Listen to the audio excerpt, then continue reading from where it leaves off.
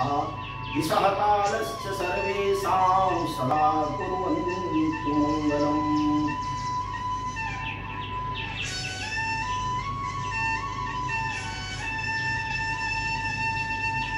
आदरणीय मित्रों, बहनों और भाइयों,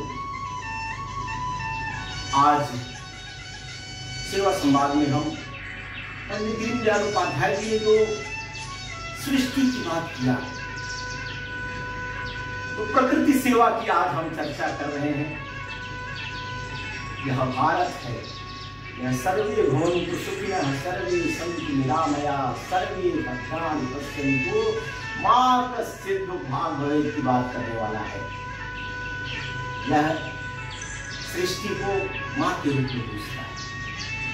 हमारे यहाँ कहते हैं जन जल जंगल जमीन जानवर, यह सब सृष्टि की अनमोल धरोहर है और सबके संरक्षण की, सबके संवर्धन की बात होती है। सृष्टि में हम चाहते हैं कि सबको सुख शांति समृद्धि मिले। इसलिए नरेंद्र मोदी जी जब वीडियो में बोलते हैं तो प्रकृति के संरक्षण की बात करते हैं, मानवता की बात करते हैं, एकात्मता की बात करते हैं। और आज अगर पूरे विश्व में, पूरी सृष्टि में अगर कोई चुनौती की चर्चा होती है तो वह चर्चा है पर्यावरण प्रदूषण का।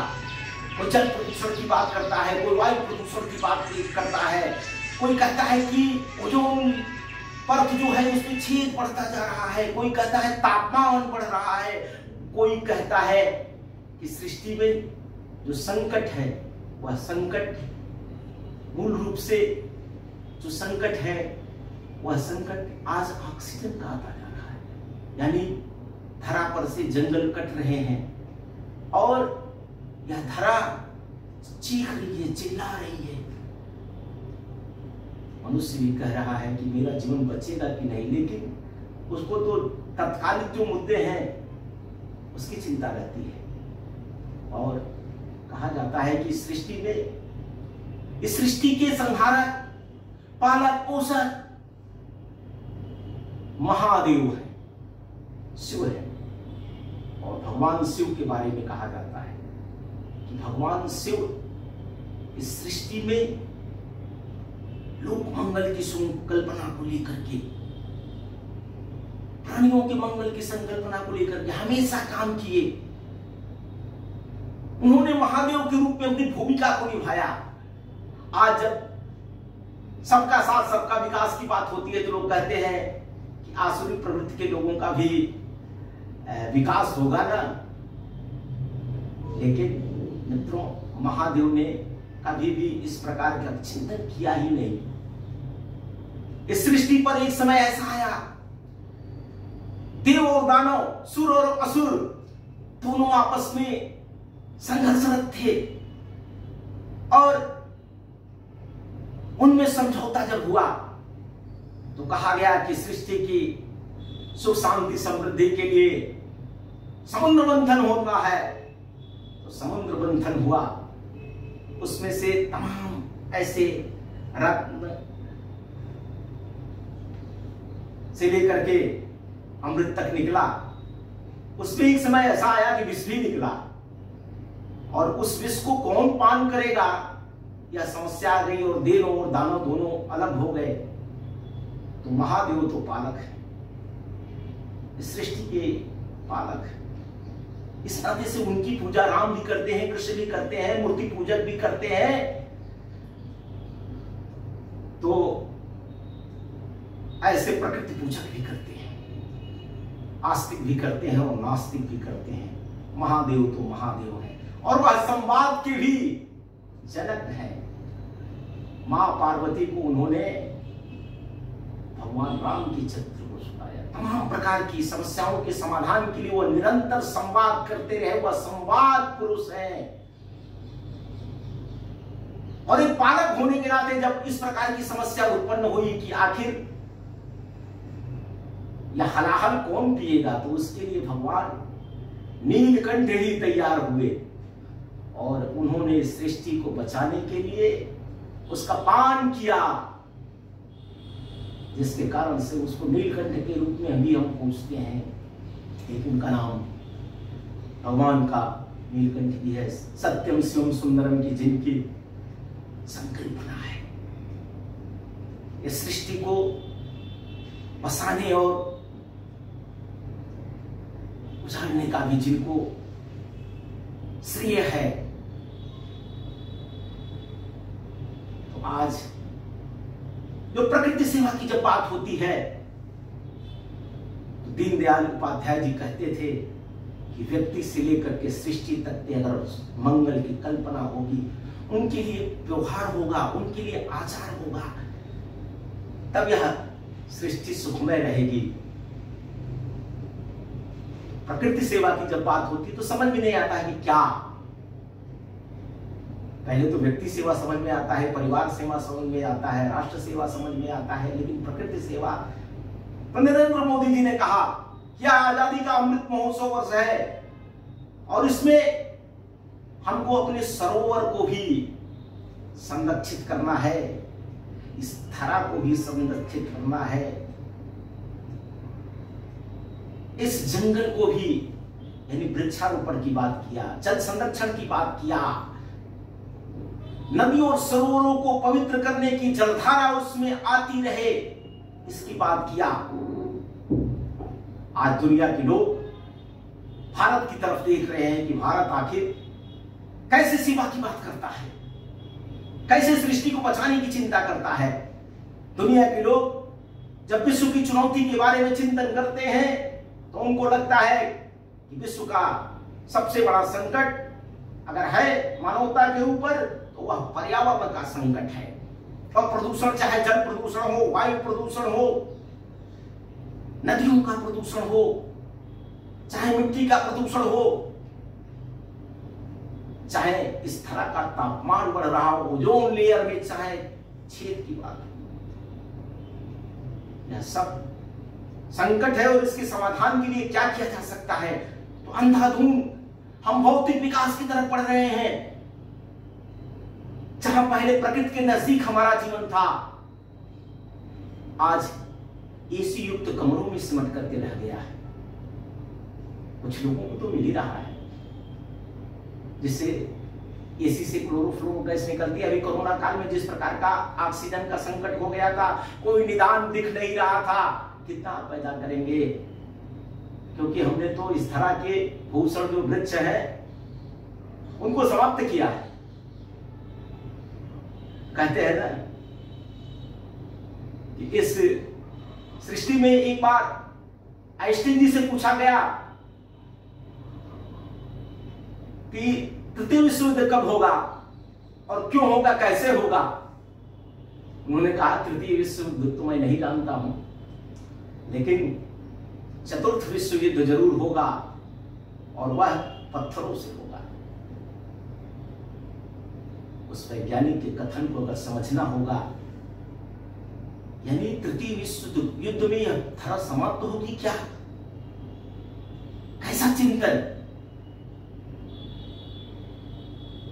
विश्व अभी शांति दिवस हम मनाए हैं और शांति की जब बात होती है तो लगता है कि तलवार के बल पर, हथियार के बल पर जिन्होंने इस सृष्टि पर राज करने का सोचा था, उनका सपना कभी पूरा नहीं होने वाला है, क्योंकि यह शांति का देश है। और यह जब सृष्टि ही नहीं रहेगी, धरा ही नहीं रहेगी, प्रकृति ही नहीं रहेगी, तो किस पर आप राज करेंगे? किसको अपना बनाएंगे? किसको गुलाम बनाएंगे? कभी सोचना पड़ेगा। इस धरा पर अगर हम रह रहे हैं, हमारे अंदर अगर विवेक है, बुद्धि है, ज्ञान है, तो यह सृष्टि कैसे बचेगी? इसके बारे में विचार करने वाले लोगों ने विचार किया तो कहा कि जंगल, जमीन, जानवर, इन सब का संरक्षण होना चाहिए। यह पंच तत्व जो है, क्षिति जल पावक गगन समीरा, पंच तत्व यह रचित शरीरा, उसके संरक्षण की, उसके संवर्धन की, उसकी पूजने की बात हुई। इस नाते से हम प्रकृति पूजक कहे जाते हैं। लोगों को लगता है कि प्रकृति पूजक लोग हैं, ये तो श्रद्धा वाले लोग हैं। अगर इस पर नहीं हम श्रद्धा रखेंगे तो किस पर श्रद्धा रखेंगे कि अजर अमर अविनाशी यही पंच तत्व है। और हम कहते हैं ईश्वर के बारे में कि पंच तत्व ही हमारा ईश्वर है। भारत में तो नदी तालाब से लेकर के वृक्षों तक के जीव जंतुओं तक के पूजन की व्यवस्था है, करते हैं लोग, श्रद्धा से करते हैं। पपोगा पंथ केवल नहीं है, वैज्ञानिकों ने, ऋषि मुनियों ने शोध किया है कि आखिर यह सृष्टि बचेगी तो इसमें व्यक्ति भी सुख में रहेगा, परिवार भी सुख में रहेगा। और कहते हैं कि आइंस्टीन ने जो बातें कही थी, तो तृतीय विश्व युद्ध अगर होगा, उन्होंने हथियारों की तो चर्चा नहीं की, लेकिन तृतीय विश्व युद्ध अगर होता है तो वह युद्ध केवल गोले और बारूद से नहीं लड़ा जाएगा, केवल सैनिकों से नहीं लड़ा जाएगा। वह युद्ध होगा तो वह आणविक युद्ध होगा, वह युद्ध होगा तो जैविक युद्ध होगा, वह युद्ध होगा तो रासायनिक युद्ध होगा। और उसके परिणाम क्या होंगे? कुछ लोगों ने तो कहा कि यह कोरोना था, यह जैविक युद्ध का ही एक प्रयोग था, जांच चल रही है। तो वह रासायनिक युद्ध होगा तो किस प्रकार का होगा? वह आणविक युद्ध होगा तो धरा बचेगी क्या? तो जब मनुष्य ही नहीं रह जाएंगे, जब जीव ही नहीं रह जाएंगे, जब पेड़ पौधे ही नहीं रह जाएंगे, किसको निहारेंगे? यह सब धन दौलत क्या होगा? यानी यह पाषाण रूप में बदल जाएगा, हृदय भी पाषाण हो जाएगा। कहते हैं महादेव, महादेव तो आदि गुरु भी हैं, आदि देव भी हैं और आदि राजा भी हैं। अपने संवाद में उन्होंने विभिन्न प्रकार की बातों की चर्चा किया। आज नरेंद्र भी उनके भक्त हैं। वह श्री शिव की संकल्पना से काशी में जब आते हैं तो पूजा करते हैं, तो वह शिव संकल्प उनका होता है कि धर्म की जय हो, अधर्म का नाश हो, प्राणियों में सद्भावना हो, विश्व का कल्याण हो। वह चाहे यूनियन में भाषण करे या भारत में मन की बात करे, इस सृष्टि को बचाने के लिए, इस प्रकृति को बचाने के लिए एक राजा का क्या कर्तव्य होता है, एक प्रधान सेवक का क्या कर्तव्य होता है। तो राजा भी उस समय जब राजाओं का राज हुआ करता था तो वह सृष्टि के कल्याण के लिए यज्ञ किया करते थे, गौओं का दान किया करते थे, अरण्य की रक्षा करते थे, ऋषि मुनि जंगलों में रहते थे, साधना करते थे और लोगों के सुख शांति समृद्धि के लिए विभिन्न प्रकार के शोध और अनुष्ठान करते थे। आज लोकतंत्र है और लोकतंत्र के, भारतीय लोकतंत्र के प्रधान मुखिया होने के नाते से, प्रधान सेवक होने के नाते से नरेंद्र मोदी प्रकृति सेवा की बात करते हैं। वह कहते हैं कि वृक्ष लगाना चाहिए। यह आजादी का अमृत महोत्सव वर्ष है, उन्होंने कहा सरोवरों की सेवा होनी चाहिए, नदियों को बचाना है, प्रकृति को बचाना है। और इसमें हमारी छोटी सी भूमिका हो सकती है। वृक्षारोपण का आह्वान है। कहते हैं एक वृक्ष 10 पुत्र समाना।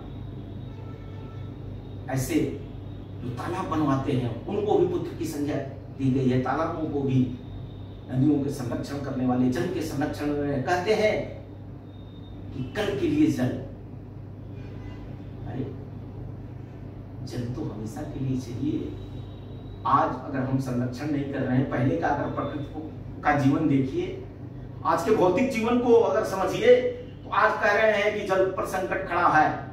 पहले एक गांव में तालाब हुआ करता था, सरोवर हुआ करता था, गांव के लोग जाते थे, उसमें स्नान करते थे, पूजा करते थे, उसमें तमाम घर परिवार के भी काम संपन्न होते थे। लेकिन एक व्यक्ति के शरीर पर केवल मात्र 250 ग्राम जल उपयोग में आता था। वह जाता था, स्नान करके निकल आता था, शरीर पर जितना जल है वही उपयोग था, शेष जल वह उपयोग के लिए होता था। लेकिन आज एक बार आप वॉशरूम में जाते हैं, एक बार लघुशंका के लिए जाते हैं, एक बार शौच के लिए जाते हैं, तो फ्लश दबाते हैं, 2 से लेकर के 5 लीटर तक पानी बह जाता है। स्नान के लिए 80 लीटर जल चाहिए दिन भर के काम के लिए एक व्यक्ति पर। इस धरती के जल को हम निकाल रहे हैं। वैज्ञानिक होने के नाते से, तकनीक होने के नाते से, तो आखिर इसमें जल जाना भी तो चाहिए। और सोते सूख रहे हैं, तालाब सूख रहे हैं, कुएं सूख रहे हैं, बावड़ी सूख रही है। अगर जल संरक्षण हम नहीं करेंगे तो आगे आने वाली पीढ़ी को क्या देने वाले हैं। और ऐसे ही जब कोरोना काल में हाहाकार मचा पूरी दुनिया में, ऑक्सीजन की कमी हो गई, लोगों को लगता था कि आखिर हमने उस पीपल के वृक्ष को क्यों काटा। आखिर हम नगर बसाने के लिए, घर बसाने के लिए, अपनी सुख सुविधा के लिए जिस प्रकार से अंधाधुंध वृक्षों को काटा, वो ऑक्सीजन लेवल तो कम हो गया। फिर कुछ सूझ नहीं रहा था क्या होगा, कैसे यह जीवन चलेगा। तो इस धारा को अगर बचाना है, इस सृष्टि को अगर बचाना है, तो जल संरक्षण करना पड़ेगा, नदियों का संरक्षण करना पड़ेगा, वृक्षों को लगाना पड़ेगा, जानवरों को बचाना पड़ेगा। बहुत हल्ला हुआ। मोदी जी ने कहा कि पहले लोग कबूतर उड़ाते थे शांति के लिए, सुख के लिए, अब यह देश बदल रहा है, हम चीता छोड़ रहे हैं, कभी कबूतर छोड़े जाते थे। यानी इस देश से चीते खत्म हो गए थे। हमको अगर प्रकृति में सामंजस्य रखना है तो यहां सभी जीवों को जीने का अधिकार है। इसलिए महात्मा महावीर ने कहा, जियो और जीने दो। यहां पर जीवों को बचाने के लिए अनेक महर्षि ऋषि मुनियों ने काम किया, राजाओं ने काम किया। गौ सेवा की बात होती है, पक्षी सेवा की बात होती है, जन सेवा की बात होती है, तो भारतीय चिंतन में तमाम उदाहरण पड़े हुए हैं। इसलिए प्रकृति सेवा की जब बात हो रही है तो आज दुनिया भर में जितने भी प्रकार के पर्यावरण प्रदूषण के संकट खड़े हैं, उसके बारे में हमको विचार करना पड़ेगा कि यहाँ का वायु कैसे ठीक होगी, यहाँ का जल कैसे ठीक होगा। यहां तो ध्वनि प्रदूषण की बात होती है, स्वच्छता की जब बात होती है तो लगता है प्रकृति को अगर संरक्षित करना है तो स्वच्छता भी उसमें कितनी बड़ी भूमिका निभाने वाला है। और यह सेवा पखवाड़ा है। हमने रक्तदान किया, हमने सरोवरों की सेवा किया, हम वृक्षारोपण करने वाले हैं। इस प्रकृति को बचाना है, इस सृष्टि को बचाना है। तो हम इस देश के युवा हैं और इन संकटों को हम समझ रहे हैं, देख रहे हैं।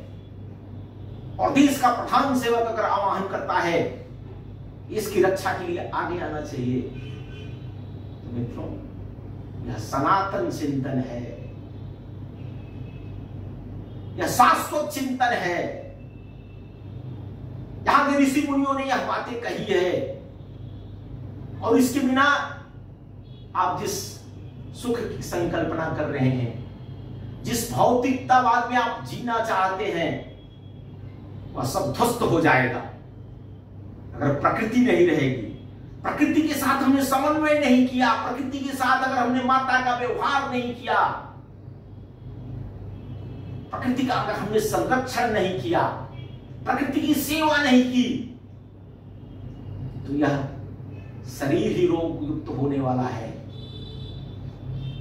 यह वातावरण भी दूषित होने वाला है, प्रदूषित होने वाला है। अब कैसे करोगे? पैसे से हो सकता है क्या? धन से ये सब चीजें नहीं हो सकती।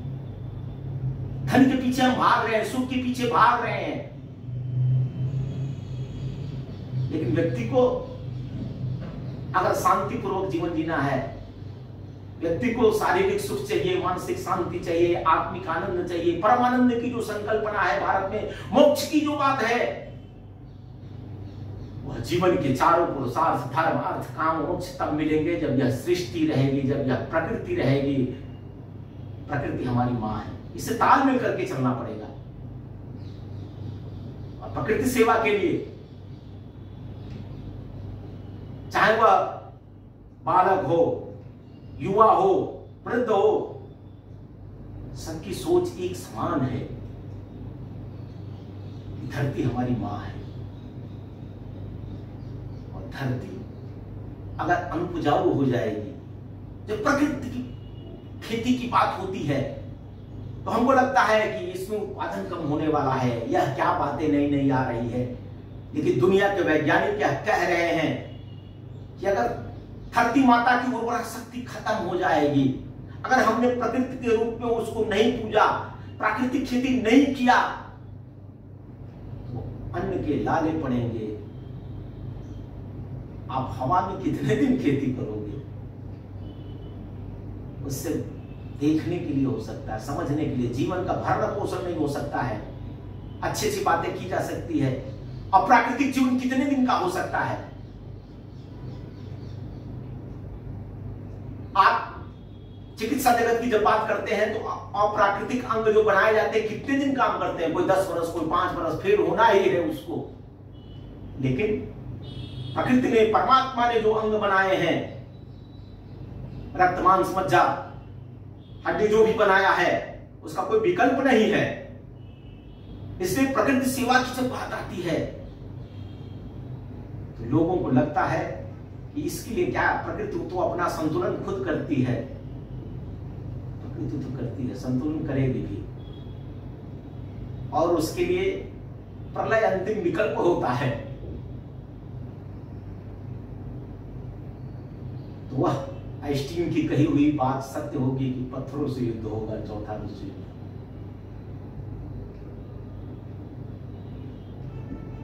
यह ऋषि मुनियों का देश है। महर्षि पतंजलि ने 16 शील की बात किया, उसमें प्रकृति के नजदीक जीने की बात है। पहले साधना में, आराधना में, सब शोध में जब सन्यासी निकलता था, अरण्य में रहता था, प्रकृति युक्त जीवन होता था, और फिर कहीं मोर नृत्य कर रहे हैं, कहीं शेर घूम रहा है, और कहीं आम जन प्रेम पूर्वक दिन भर जीवन व्यतीत कर रहा है। वह आनंद कभी कल्पना तो करिए। चिड़िया चहचहा रही है, पवन सुगंधित समीर छोड़ रहा है, जीव जंतु कुलाचे भर रहे हैं, मंद मंद उस हवा के बीच कैसे नींद आती थी, आज इसमें भी नहीं आती है, दवा खानी पड़ती है।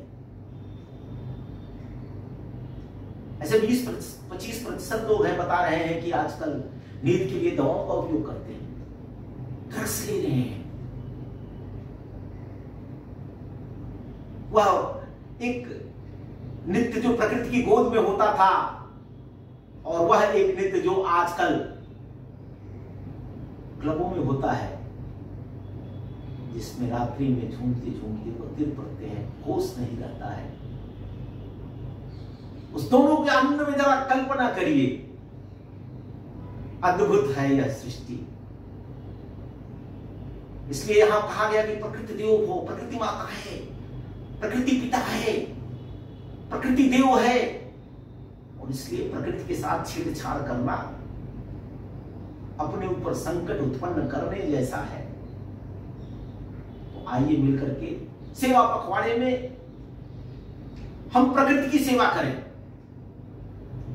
जल संरक्षण करें, नदियों को बचाएं, वृक्ष को लगाएं, वायु को प्रदूषित न होने दें, जानवरों को बचाएं, उनके साथ स्नेहपूर्ण सद्भावनापूर्ण व्यवहार करें। यही आज समय की मांग है, और यही विश्व शांति का रास्ता भी है। नहीं तो लड़ते लड़ते जीवन बीत जाएगा, पछताना पड़ेगा कि हमने इस सृष्टि को क्या दिया, क्या लिया, और वह